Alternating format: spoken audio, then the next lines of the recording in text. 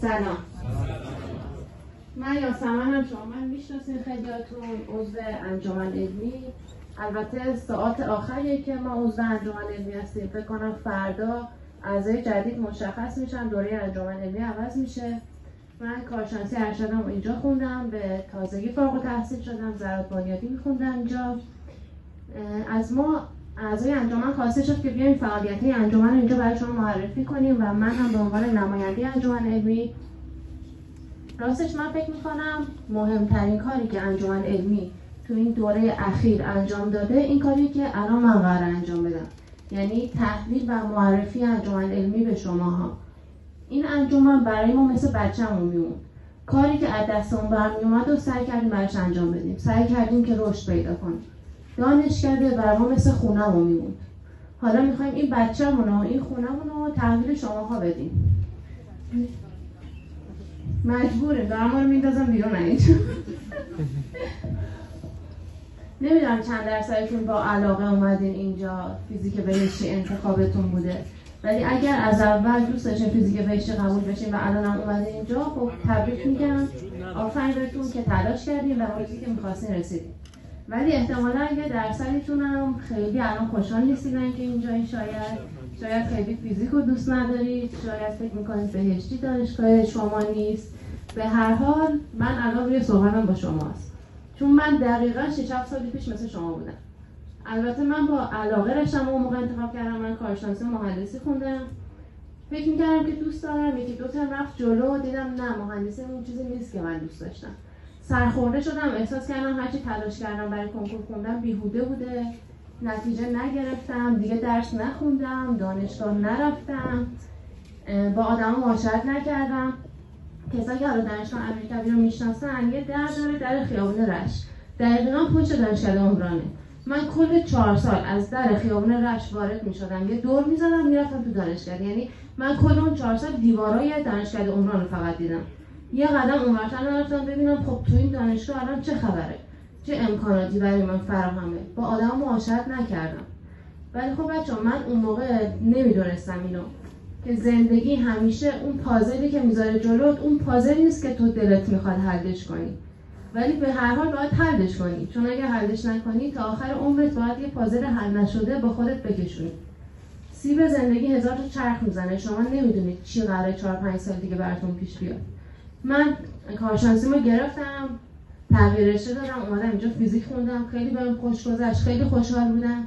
برام سخت بود ولی اصلا سختیش به چشمم نمیومد. ولی بعد که دفاع کردم، درسم تموم شد، هنوز اون پازل حل نشده، اذیتم میکرد. حسرت میخوردم، احساس میکردم که عمرمو تلف کردم. حالا درسته علاقه نداشتم، ولی من الان میتونستم یه فارغ التحصیل ارشد فیزیک باشم که مهندسی هم بلده. چقدر فرصت‌های پیش روم بیشتر میشد، چقدر دیدم نسبت به مسائل بهتر میشد. بنابراین از فرصتاتون استفاده کنید لطفاً، بعداً حسرتشون می‌خورید. نمی‌دونم اینجا بگم که درس بخونید، نه به خاطر اینکه مهم نیست، چون شما میدونید که باید درس بخونید. شما درس خون بودید که الان اومدید اینجا و میدونم که درستون رو میخونید. اومدم بهتون بگم که در پایان این 4 سال چیزی که شما رو اصلا متمایز میتونه بکنه و چیزی که باعث رضایت درونی خودتون میشه نسبت به خودتون، مهارت‌هایی که در کنار درستون رشد دادین که تو دانشگاه بسترش فراهمه.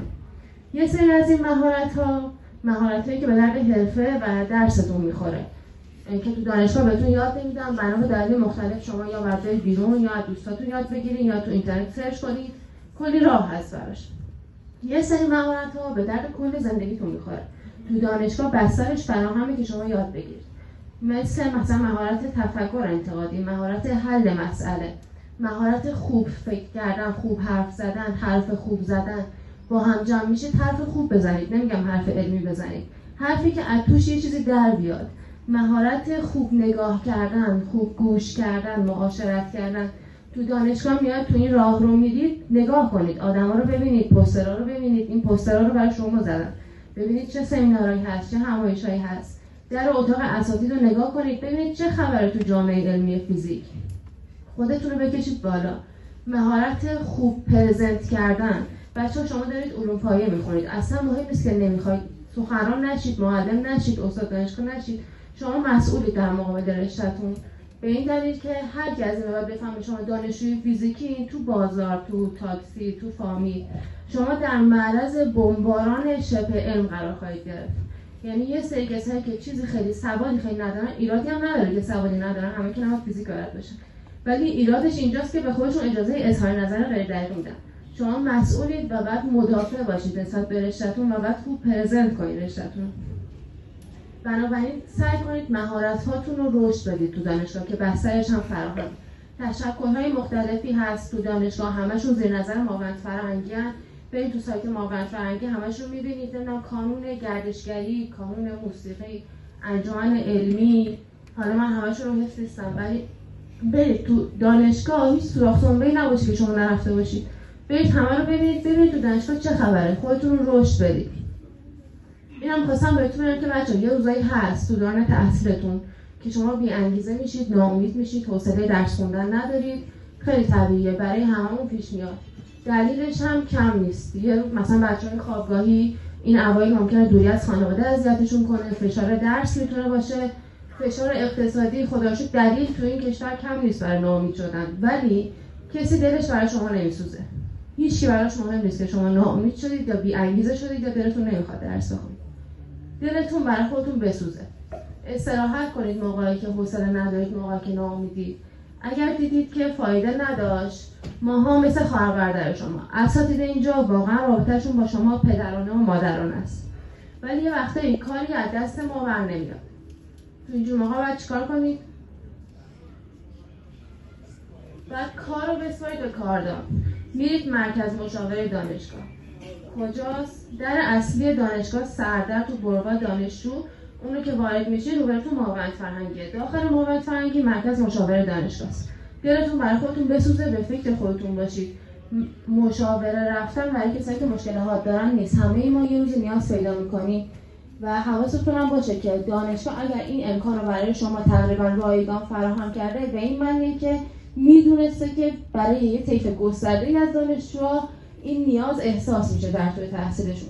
بنابراین حواستون به این مورد هم باشه. من خیلی وقت ندارم، تمامش می‌کنم. خب سراغ معرفی انجمن علمی. انجمن علمی یک نهاد تشکل دانشجویی، حوزه فعالیتاش فعالیت‌های آموزشی، پژوهشی و ترویج علم، برگزاری همایش‌ها، کنفرانس‌ها، سمینارهای علمی، انتشار کتاب‌ها و نشریات. ما نشریه کوارک داریم که صاحب امتیازش انجمن علمیه. نمایندگی علمی دانشجویان، یعنی اگر بخواید کار علمی، سمیناری، کلاسی چیزی برگزار بشه، شما میتونید از انجمن علمی درخواست کنید.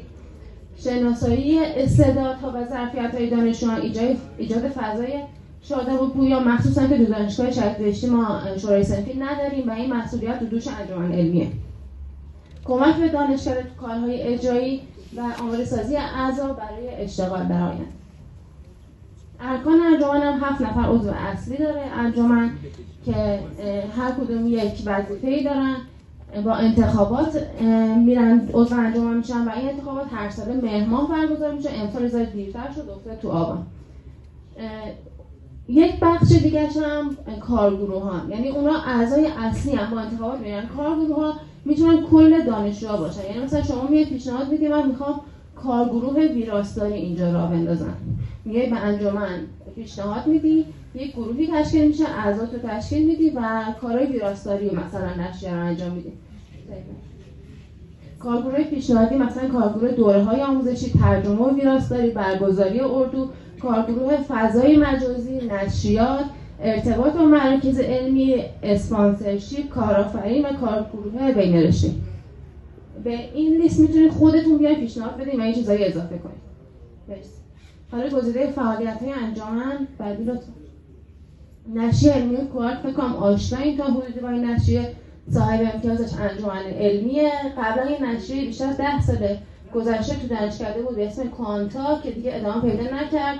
ما اومدیم تو سال گذشته نشریه کوارک رو راه اندازی کردیم که 3 شماره از این نشریه منتشر شده و جامعه مخاطبش هم عمدتاً دانشجوی کارشناسی فیزیکن. روز فیزیک. کسی از شما وقتی دانش آموز بوده روز فیزیک اومده؟ نه. روز فیزیک با همکاری انجمن فیزیک ایران برگزار میشه. چند تا دانشگاه برتر توی ایران این روز رو برگزار میکنن. که هدفش آشنایی دانش آموزان با فیزیکه.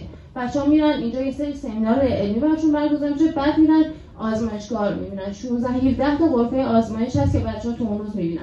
خیلی جالبه که از بچه‌هایی که الان اینجا دانشجوان، از خیلی‌هاشون بپرسی، خیلی‌هاشون که روز فیزیک شرکت کردن میان میگن ما چون تو روز فیزیک بودیم بعد دلمون خواست بیایم تو این دانشکده. یعنی روز فیزیک واقعا برای بچه‌های اون سنی جذاب و هیجان انگیزه. حالا یک رویدادیه که پیش روه، تقریبا 1 ماه دیگه برگزار میشه و خودتون میبینید. روز باز ما برای اولین بار تو کشور روز باز به معنای واقعی اوپن دی برگزار کردیم. اوپن دی توی خیلی از دانشگاه‌های مطرح دنیا برگزار میشه. چیه؟ اینه که در دانشگاه باز، عموم مردم میتونن بیان اونجا و یه جورایی پل ارتباطی بین جامعه و دانشگاه است. البته توی دانشگاه‌های دیگه یه مراسمایی به اسم اوپن دی برگزار میشه، ولی اونا اصلا هدفشون این نیست. هدفشون آشنایی با انتخاب رشته است. ما نزدیکترین چیزی که به معنای واقعی اوپن دی هست رو توی دانشکده فیزیک اردیبهشت امسال برگزار کردیم. مردم از هر رده سنی اومدن. ما 6 ساله داشتیم، 73 ساله داشتیم و این کار ما رو خیلی سخت می‌کرد. به خاطر اینکه براشون سمینار علمی ارائه دادیم و این نه قبلی. و این سمینار علمی خب هم بعد بچه 6 ساله می‌فهمید، هم یه پیرمرد 70 خورده ساله. بعدم مردم رفتن آزمایشگاه دیدن این یه بستری بود برای رشد آگاهی، تبادل ایده ها و نظرات. این یک گزارشی هست از روز باز امسال.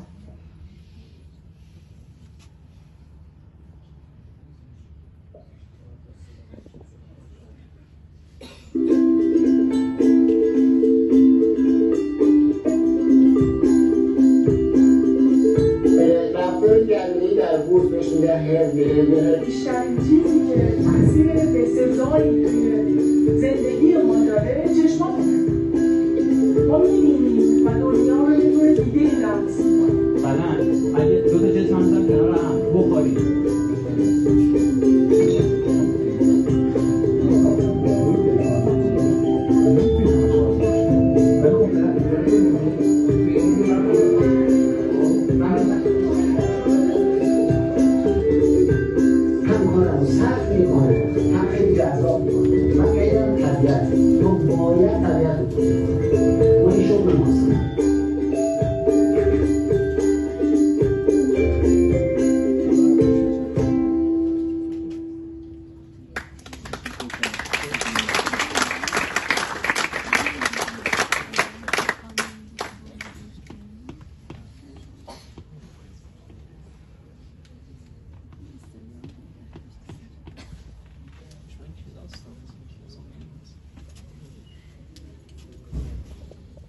برگزاری اردو و بازدید علمی هم چیزی که هر سال انجمن برگزار میکنه. تقریبا انجمن هر سال اردیبهشت ماه رصد میبره بچه‌ها رو. کارگاه‌های آموزشی، چیزایی که انجمن تو دوره گذشته برگزار کرده، ماشین لرنینگ، متماتیکا، پایتون، سی پلاس پلاس و هر چیزی که شما بخواید و بیاید انجمن پیشنهاد بدین، حتما انجمن برای شما برگزار میکنه. سمینارهای علمی، سمینارهای هفتگی که تو دانشکده بوده، انجمن کمک می‌کرده به دانشکده و سمینارهای علمی دیگه که برگزار شده. سمینارهای ترویجی و فرهنگی، اینم انجمن جزء وظایف خودش میدونه. مثلا سمینار کارگاه اضطراب تحصیلی و راههای کنترل آن. اینجور کارگاه‌ها هم انجمن برگزار میکنه و اگر احساس نیاز کردین هر موقع باز میتونید به انجمن درخواست بدید. برگزاری جشن‌ها مثل مراسم افطاری، مراسم روز استاد، شب یلدا، مراسم معارفه و دوره همی با اساتید. راه‌های ارتباطی با انجمن چیه؟ انجمن اون اتاق مال شماست. هر موقع خواستید میتونید بیاید در بزنید. ولی یه موقعی ما ممکنه سر کلاس باشیم، نباشیم، دانشکده نباشیم، در اونجا قفله. میاد به یکی از ما 7 نفر مراجعه میکنین، از ما تقاضا میکنین، اگه با ما کار دارین میگین، اگه نمیگین در رو براتون باز میکنین. این آیدی انجمنه، تو تلگرام میتونید پیام بدین، اونم سایت انجمن و کانال تلگرام انجمنه. بچه‌ها انجمن علمی منتظر شماست. خودتون رو وارد این بازی ها نکنید که فلانی رفته تو انجمن، این طرز فکر شما فرق داره پس من کمک نمی‌کنم. باور کنید جهت فکری انجمن اون شماها تعیین می‌کنید. چیزی که شما بخواید، اگه شما نخواید اون 7 نفر هیچ کاری نمیتونن بکنن. برید به انجمن کمک کنید، حقتونه. اون چیزی که می‌خواید تو دانشکده باشه رو شما به دانشکده دیسیپلین بدید. برید از انجمن درخواست کنید. ما دیگه فارغ التحصیل شدیم. دارن ما رو بیرون میکنن دکتر فرهنگ اینجا. ولی ما دوست داریم وقتی میریم از اینجا از دور شما رو ببینیم که خوشحالید، ببینیم که هوای همدیگر رو دارید، ببینیم که دارین تلاش میکنیم برای بهتر شدن دانشکده‌تون و بهتون افتخار کنید. مرسی بچه.